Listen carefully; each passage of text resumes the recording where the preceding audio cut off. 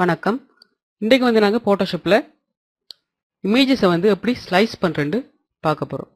இது ஸ்லைஸ் பண்ணுற என்னத்துக்குண்டா, இப்போ நாங்கள் வந்து ஒரு வெப்சைட் க்ரியேட் பண்ணக்குள்ள ஒரு இமேஜை வந்து ஸ்லைஸ் பண்ணாமல் நாங்கள் அந்த இமேஜை வெப்சைட்டில் போட்டோம்னால் அந்த இமேஜ் வந்து லோட் ஆகக்குள்ள கன நேரம் எடுக்கும். அதையும் பார்க்க அந்த இமேஜஸை வந்து நாங்கள் துண்டு துண்டாக ஸ்லைஸ் பண்ணி வெப்சைட்டில் போட்டோம்னா அந்த இமேஜ் வந்து லோட் ஆகிறதுக்கு மிக குறுகிய நேரம் தான் எடுக்கும். இதால் வந்து எங்கள் வெப்சைட் வந்து மிக விரைவாக லோட் ஆகும். இப்போ வந்து இமேஜஸ் வந்து எப்படி ஸ்லைஸ் பண்ணுறது பார்க்க போகிறோம். இதுக்கு நாங்கள் வந்து ஸ்லைஸ் டூலை வந்து யூஸ் பண்ணுவோம்.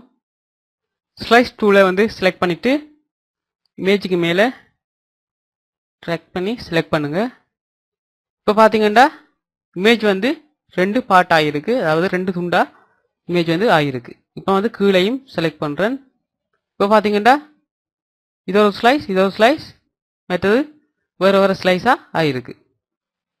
இப்போ பார்த்தீங்கன்னா ஒரு இமேஜை வந்து இவ்வளவு உள்ளுக்கு வேறு துண்டுகளாக ஆகி இணைக்கப்பட்டிருக்க ஒரு இமேஜ். இப்போ இந்த ஸ்லைஸ் பண்ண இமேஜை நான் வெப்சைட்டில் போட்டேன்டா இது வந்து ஒவ்வொரு துண்டுகளாக வந்து லோட் ஆகிறபடியாக இந்த இமேஜ் வந்து மிக விரைவாக வெப்சைட்டில் வந்து லோட் ஆகும். இதை நாங்கள் வந்து வெப்சைட்டுகளை வந்து தயாரிக்கக்குள்ள இந்த ஃபோட்டோஷாப் ட்ரிக்கை வந்து நாங்கள் யூஸ் பண்ணலாம். இதை நீங்கள் வந்து வெப்சைட்டுகள் க்ரியேட் பண்ணக்குள்ள கட்டாயமாக யூஸ் பண்ணுங்கள். நாங்கள் வந்து இன்னொரு ஃபோட்டோஷாப் டியூட்டோரியலில் சந்திப்போம்.